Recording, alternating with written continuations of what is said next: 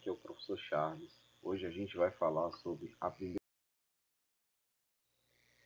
Bom, a termodinâmica, ela serve basicamente para estudar a conversão entre dois tipos de energia, certo? A energia térmica e a energia mecânica. Então, nos capítulos anteriores, que a gente já estava estudando sobre energia térmica, né? Esse conhecimento desses capítulos anteriores vão ser bem fundamentais agora, para a gente entender melhor como essa conversão da térmica para a mecânica, né? Através de alguns tipos de máquinas e mecanismos que utilizam princípios termodinâmicos. A primeira pessoa que desenvolveu um trabalho nesse sentido, né, uma das primeiras, né, porque a gente não tem certeza se alguém fez antes e não publicou, né, mas o primeiro que nós temos registro foi o Joule, sabe? O nome dele é James Prescott Joule, tá? Ele era um físico inglês que viveu no século XIX, né, entre 1818 e 1889, e ele tentou comprovar que determinada quantidade de energia mecânica podia ser transformada em energia térmica, né? Assim como vice-versa também, né? Posteriormente, outros cientistas tentaram comprovar o contrário também, né? Que a energia térmica podia ser convertida em energia mecânica. Então, Joule ele padronizou a, a quantidade de energia que era gerada correspondente a uma caloria, né? Então, foi daí que, sim, algum tempo depois, em homenagem a ele, né, nós colocamos como unidade de energia o joule, tá? Então, uma caloria equivale a 4,18 joules, certo? Essa relação pode ser obtida aí por meios mais precisos através de alguns experimentos, né, feitos em laboratório com bastante rigor e tudo mais. A conversão da energia mecânica em energia térmica acontece de forma bem comum no nosso dia a dia, né? O equipamento que nós mais utilizamos no dia a dia que faz isso é o carro, tá? O carro ele pega gasolina, a gasolina é queimada dentro da câmara de combustão do motor e através dessa queima alguns mecanismos convertem esse calor, né, a explosão da gasolina nas câmaras em movimento, fazendo o carro se movimentar, né? Beleza. E assim como também ó, temos uma conversão inversa, né? A, a energia cinética dos pneus, os pneus estão lá girando e tal, de repente passa um animal na frente, né? Um cachorro e tal. E aí a pessoa freia, o que acontece? Aquela energia cinética dos pneus que estava em movimento é toda convertida em energia térmica, porque a pastilha de freio ela vai fazer atrito com o pneu, né? Aquecendo a pastilha. Então isso também é uma conversão muito comum no dia a dia, né? Quando você cai, que você se machuca, seu joelho assim faz um atrito com o chão, né? Aquele calor gerado ali é também tipo resultado da conversão da sua energia cinética, né? Que o atrito converteu em energia térmica, né? Bom, o que mais nós temos aqui? A conversão de energia térmica em energia mecânica, né? É feita através de algumas condições especiais, né? Com alguns mecanismos, né? Como a gente vai ver no decorrer desse capítulo, tá? Olha só que interessante. O primeiro mecanismo para poder transformar a energia térmica em energia mecânica foi inventado por um cara chamado Herón de Alexandria, tá? Na metade do século I depois de Cristo, ou seja, há quase 2000 anos o cara estava fazendo esse equipamento aqui. Esse equipamento funciona assim: coloca água aqui embaixo, tá? Tem um furinho, os furinhos aqui. E aí, quando aquece a água, sai o vapor pelos furinhos e faz girar aqui um eixo aqui em cima, né? Então já era o princípio básico de um motor, né? Muito interessante. Nesse aqui que está aqui na figura, ó, olha só que interessante. A água está aqui embaixo, vai ser aquecida, o vapor vai passar por esse tubinho. Desse tubo ele vai chegar nessa esfera e vai sair por esses furos aqui. Você está vendo que um furo está orientado para baixo e o outro furo está orientado para cima, né? Isso vai fazer com que esse círculo gire nesse sentido, porque vai tipo ter uma propulsão, né? Nesse sentido, certo? Vai ficar lá girando bem rápido. Esse foi o primeiro motor que você tem notícia, né? Esse equipamento aqui que a gente chama de Eolípia, né? Que é como na época, né? Tipo, todas as coisas eram relacionadas a deuses, esse tipo de coisa, né? Então, é como se fosse uma bola de fogo do deus do vento, uma coisa assim, certo? Bom, na Europa, quando começou a grande demanda por carvão mineral, né? Todo mundo precisava de carvão mineral para fazer diversos tipos de mecanismos que necessitavam de aquecimento. Para quem não sabe, o carvão mineral ele queima por muito mais tempo e a uma temperatura muito mais alta que o carvão vegetal que nós usamos, né, para fazer um churrasco, tá? Então ele é um combustível bem útil. Se você precisa acender uma caldeira, se você precisa fazer um aquecimento mais constante, mais longo, a uma temperatura mais alta, você precisa de carvão mineral. E ele é tirado de minas, ele é um minério, tá? É tipo uma pedra mesmo. E aí, com o grande aumento da necessidade do carvão mineral, começou a surgir um problema. No fundo das minas de carvão mineral tinha água, muita água, porque as minas eram muito profundas. E aí, cada vez mais, a mineração dele ficou sendo mais difícil, por causa dessa água, por causa de desabamentos, né? Então, foi criado através de um cientista chamado Thomas Savery, um tipo de mecanismo que na época ele chamou de amigo do mineiro, tá? É um mecanismo de vapor, né, que ajuda a fazer subir a água do fundo da mina até lá em cima.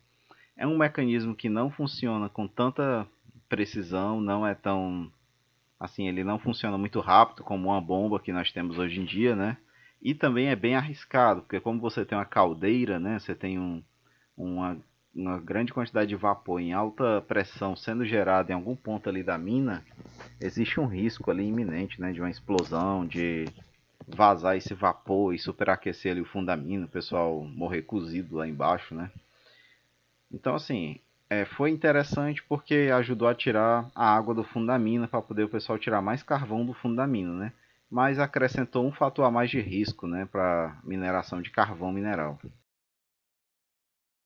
Esse aqui já é um equipamento bem mais elaborado, tá? Feito por Newcomen. Ele tem várias partes móveis, né? Diferente daquele anterior, que era tudo fixo. Tudo fixo, você só abria e fechava válvulas, né? Esse aqui não, tem partes móveis, ó. Como é que ele funciona? O vapor, ele sobe daqui para essa câmara, tá? Essa câmara no início, esse disco ele fica aqui embaixo. A câmara está vazia. Então, essa válvula ela se abre quando tem determinada pressão de vapor aqui e enche a câmara, fazendo o disco subir. Quando o disco sobe, né, esse mecanismo aqui, né, ele desce para cá, porque tem um peso aqui. E aí, depois de um tempo, o que é que se faz? Você deixa esse vapor escoar. Quando o vapor escoa, o disco desce novamente, esse mecanismo sobe novamente e começa tudo de novo, tá? Então, basicamente, ele fica subindo e descendo. Já é uma máquina térmica mais interessante, por ter essa parte móvel, né? Você consegue fazer subir e descer um mecanismo com grande peso aqui.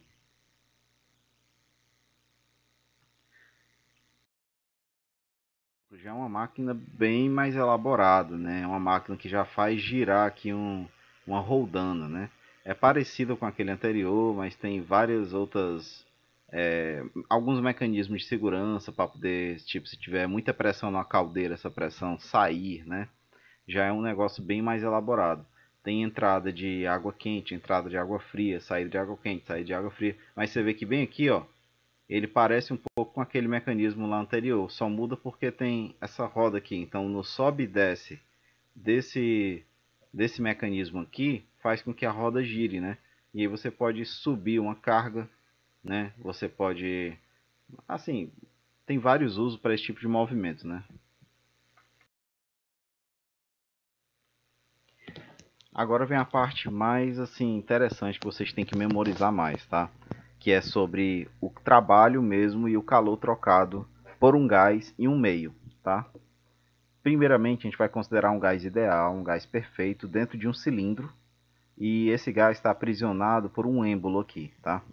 Então, o que é que a gente vai analisar? O que acontece com o trabalho realizado pelo gás ou sobre o gás quando ele se expande, quando ele se comprime, quando o volume dele fica constante, tá? Então, primeira coisa, quando o gás se expande. Se o gás se expande, o que acontece é que ele vai empurrar esse êmbolo para cima, não é verdade? Então, quando o gás se expande, nós dizemos que o gás está realizando o trabalho, porque ele está levantando este êmbolo, tá? Então, o gás aumenta o volume, o trabalho também aumenta. Ele realiza trabalho sobre o cilindro. Se o gás é comprimido, como é que a gente comprime o gás? Vocês sabem que, por exemplo, numa seringa, se você tampar o bico da seringa e ela estiver cheia, para poder você comprimir o gás ali, apertar o êmbolo da seringa, você não tem que botar determinada força.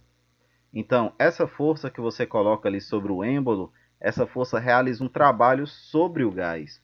Então, quando o gás é comprimido, quando o volume dele diminui por sua compressão, ele recebe trabalho do meio. Ele está sendo comprimido, né? Ele está recebendo o trabalho através do êmbolo, tá? Quando ele recebe trabalho, nós admitimos que o trabalho é negativo, tá? Se o volume do gás não variar, não tem trabalho. Ele nem realiza e nem recebe trabalho, tá certo? Ele fala aqui também sobre as trocas de calor, né? Quando você aumenta a quantidade de calor que o gás recebe, o gás aumenta o volume, né? Porque ele esquenta. E se você tira calor do gás, ele diminui de volume, porque ele esfria, né? Então, quando ele recebe calor do meio, nós consideramos a quantidade de calor positiva. E quando ele perde calor para o meio, nós consideramos essa quantidade de calor negativa. Aqui ainda o exemplo do negócio lá do trabalho, né? Se o gás aumenta o êmbolo, né? Se ele aumenta de volume e sobe o êmbolo, nós temos um trabalho positivo. E se acontece o inverso, né? Se ele for comprimido através do êmbolo, é um trabalho negativo, porque ele está recebendo o trabalho. Vamos falar agora um pouco sobre energia interna. Bom, esse aqui é um assunto que dá, assim, às vezes a pessoa fica com muitas dúvidas, porque não consegue compreender o que é a energia interna em si, tá? Mas eu vou resumir tudo isso aqui.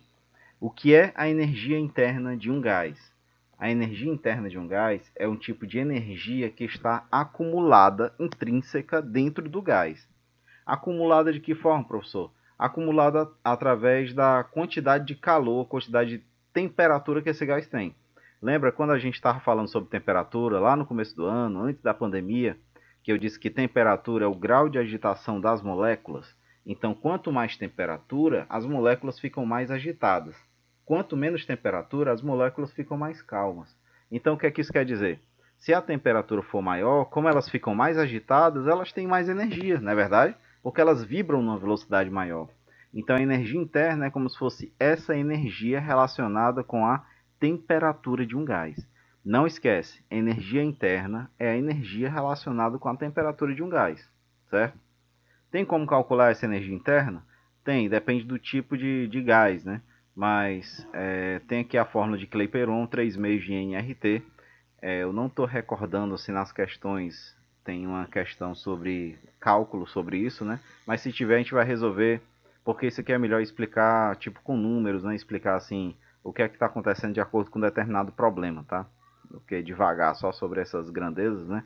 Mas U é energia interna, o N é o número de moles do gás, número de mols do gás, né? Só nem em português, e R é a constante dos gases e T é a temperatura em Kelvin, tá? A temperatura absoluta.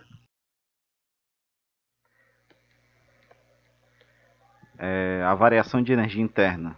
Como eu falei, a energia interna depende da temperatura, então se você variar a energia interna, você varia a temperatura, certo? Então a diferença dessa equação para a anterior é que aqui eu tenho uma variação, a energia interna mudou de um valor para o outro, a temperatura mudou de um valor para o outro, porque essas duas outras grandezas aqui são constantes, né? O número de mols do gás não mudou, você não tirou o gás dali, e a constante dos gases é constante para todos os gases ideais, né? O que acontece com a energia interna quando a gente muda a temperatura? Aqui fala, se o gás aquece. Quando o gás aquece, o que acontece? A temperatura aumenta. Se a temperatura aumenta, a variação de temperatura é positiva. No momento que a temperatura aumenta, a energia interna também aumenta. Então a variação de energia interna também é positiva. Professor, não entendi esse negócio de aumento, é positivo. É só pensar no seguinte, deixa eu botar uma canetinha aqui. É só pensar no seguinte, ó. Delta U é o final menos o inicial, certo? Então, se o U inicial for um valor pequeno, vamos supor que seja 5, e aumentou esse U para 10, o final agora é 10, 10 menos 5 vai dar um valor o quê? Positivo, não é verdade? Então, sempre que o U final for maior que o U inicial, ou seja, aumentou a energia interna, esse valor vai ser positivo. O inverso também se aplica, né? Tipo, se o U diminuiu de valor, tipo, aqui era 5, agora ficou 2, 2 menos 5 vai dar menos 3, aí o delta U ficou negativo. Então pensa só no seguinte, memoriza somente o seguinte: a temperatura aumenta, a energia interna também aumenta. A variação de temperatura, se o gás se resfria, quando o gás resfria, é porque ele está numa temperatura mais alta e vai para uma temperatura mais baixa. Isso significa que a variação de temperatura é negativa. Automaticamente ele perde energia interna, ele diminui a energia interna do gás, né? Essa energia interna ela é convertida em alguma outra coisa, certo? E aí o que acontece? O gás se resfria, né? Ele diminui a temperatura e diminui também a energia interna. Não vou dar spoiler sobre a primeira lei da termodinâmica, tá? Bom, se a temperatura do gás não variar, obviamente, quando não há mudança de temperatura, também não há mudança de energia interna. Bom, eu já ia soltando um spoiler agora há pouco sobre a parte do gás se esfria, né? Mas o que nós temos que entender é que se a energia interna é energia, quando ela diminui, o que acontece? Essa energia interna foi para algum canto, ela foi convertida em alguma coisa, certo? É isso. Agora, na primeira lei da termodinâmica, tá? Vários físicos começaram a estudar esse tipo de questão, né? Eles estavam tentando entender como era a variação de energia interna de um gás, que relação ela tinha com o trabalho realizado sobre um gás ou por um gás, e que relação isso tinha com a quantidade de calor que você jogava no gás também, né? Até que se chegou a essa lei aqui que é bem mais enxuta, né, e moderna, né? A variação de energia interna de um gás num processo termodinâmico é dada pela diferença entre a quantidade de calor trocada pelo meio e o trabalho envolvido no processo. Professor, entendi, foi nada. É o seguinte, pense no seguinte: você joga calor em um gás, você aquece o gás. Quando você aquece o gás, o que acontece? A temperatura dele aumenta, então a energia interna também vai subir. Porém, quando a temperatura dele aumenta, o gás se expande, não é verdade? E a gente viu lá atrás que quando o gás se expande, o que acontece? O gás realiza trabalho. Então, como o trabalho é energia, nós já vimos isso aí no primeiro ano, né? Trabalho é energia. Se o gás realiza trabalho, ele está perdendo uma quantidade de energia aí, certo? Então, essa quantidade de energia perdida pelo gás, diminuída da quantidade de energia que o gás recebeu para ser aquecido, vai ser exatamente o quanto a energia interna do gás vai aumentar. É basicamente como se fosse assim. Vamos supor que você quer botar crédito no celular, certo? E aí você tem 100 reais. Aí você pensa, puxa, 100 reais é muito dinheiro, eu não vou botar 100 reais de crédito no celular. Aí você chega lá e diz assim, ó, tá aqui os 100 reais. Bote aí o máximo de valor de crédito que a maquinazinha aceita. Só que a máquina só aceita botar no máximo 30 reais de crédito. Aí o que acontece? Você deu 100 reais, mas 30 reais vai ser convertido em crédito. É como se fosse o trabalho realizado pelo gás.